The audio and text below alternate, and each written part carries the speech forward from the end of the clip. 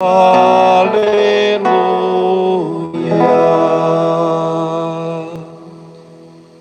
O Senhor esteja convosco. Ele está no meio de nós. Proclamação do Evangelho de Jesus Cristo segundo João.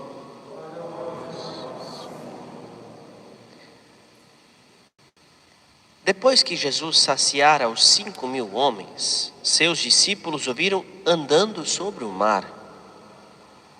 No dia seguinte, a multidão que tinha ficado do outro lado do mar constatou que havia só uma barca e que Jesus não tinha subido para ela com os discípulos, mas que eles tinham partido sozinhos.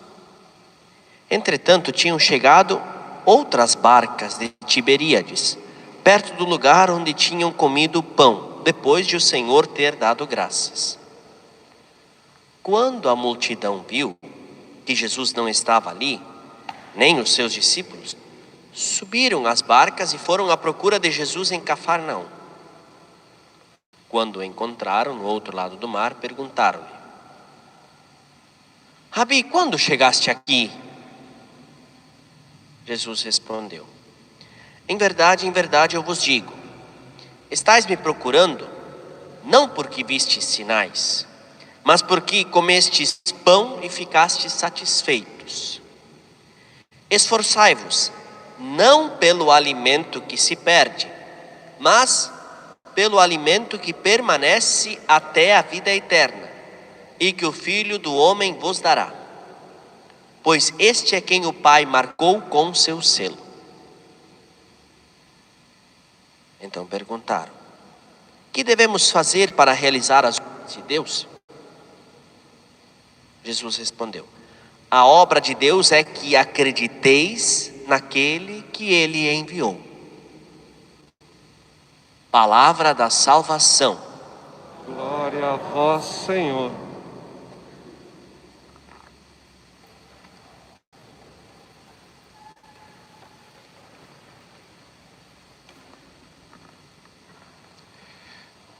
Querido irmão Padre Neylor, queridos irmãos e irmãs aqui presentes, queridos e queridas que nos acompanham através do YouTube. Duas reflexões para nós fazermos hoje, nessa segunda-feira. A primeira delas referente àquilo que nós vimos no Salmo e também na primeira leitura. A vida de quem segue Jesus, a vida de quem se coloca a serviço do reino, não é uma vida de regalias, não é uma vida de privilégios, não é uma vida de isenção de sofrimentos ou de dificuldades. Muito pelo contrário, aquele que adere ao projeto de Deus, aquele que reconhece Jesus como seu Senhor, como seu Mestre, como seu Rei, aquele que se torna discípulo de Jesus, ele vai passar por todos os sofrimentos, todas as dificuldades que qualquer outro ser humano passaria na sua vida. A diferença está justamente em que ele encontra sentido no sofrimento e no sofrimento e nas dificuldades encontra força no exemplo e na graça que Jesus oferece para superar esses obstáculos e esse sofrimento. Nós vemos o exemplo hoje do Estevão. O Estevão que estava dizendo a verdade. O Estevão que fazia o que era certo. O Estevão que aceitou Jesus como seu Deus, como o Senhor da sua vida e que fazia o bem. E no entanto é condenado injustamente e a gente sabe qual é o fim que ele vai levar. Vai ser apedrejado e morto. Mas o grande prêmio de quem se entrega a Jesus é justamente encontrar sentido, tanto para a vida quanto para a morte. E por isso, estando no caminho da salvação, a pessoa sente-se tranquilizada pela certeza que a fé coloca no seu coração.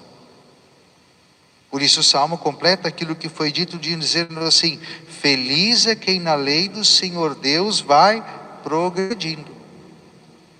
E o Salmo diz na primeira estrofe: que os poderosos reunidos me condenem, o que me importa é o vosso julgamento.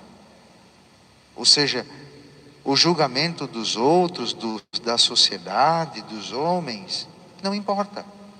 Para aquele que confiou a sua vida a Deus, o que importa é o julgamento de Deus. Minha alegria é a vossa aliança. Os meus conselheiros não são os sábios, os entendidos, são os vossos mandamentos. Então vejam, aonde nós encontramos orientação, consolo, direção, fortaleza e sentido? Na nossa vida cristã e nos mandamentos do Senhor. E a segunda reflexão é justamente a partir do Evangelho. Esse Evangelho é sequência da multiplicação dos pães. Jesus alimentou aquela multidão, multiplicou os pães, deu o recado que precisava ser dado, mas as pessoas não entenderam. Foram atrás dele, continuaram caminhando atrás de Jesus, e ele mesmo diz: vocês não vieram aqui porque vocês viram sinais, ou seja, manifestações de Deus. Vocês vieram aqui porque vocês tiveram a barriga cheia. Ou seja, saciaram os desejos de vocês, mas vocês ainda não entenderam o sinal de Deus através da multiplicação que foi realizada. E aí é que entra o grande detalhe.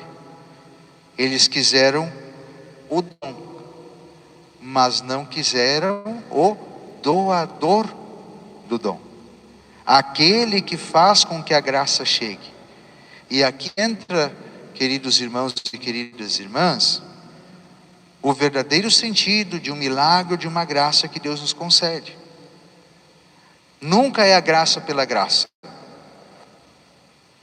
Se Deus nos concede a graça, é para que a graça nos leve a Ele.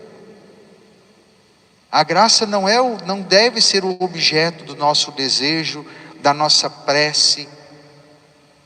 A graça deve ser o meio para nós chegarmos ao Senhor. O fim daquilo que nós pedimos, daquilo que nós queremos, deve ser o Senhor. Então, este detalhe precisa ser muito bem repensado e rezado na nossa vida. Muitos por aí clamam, pedem graças, pedem milagres, querem a intervenção de Deus na sua vida, querem que Deus transforme, querem que Deus livre dos males, das pragas, dos sofrimentos, querem que Deus mande embora o Covid-19. Sim, queremos a graça, mas para que nós queremos a graça? Para nos aproximarmos do doador da graça, ou para continuarmos vivendo a nossa vida apegados às coisas terrenas, apegados à nossa realidade, à nossa mundanidade, às nossas coisas supérfluas? Não é o pão pelo pão. Lembram o que nós refletimos quando nós meditamos a multiplicação dos pães? A questão da partilha, a questão de ter o que oferecer a Deus para que Ele possa multiplicar e fazer a graça acontecer. Deus conta com o nosso pouco para Ele fazer o muito dele. Então é este o sentido da multiplicação dos pães.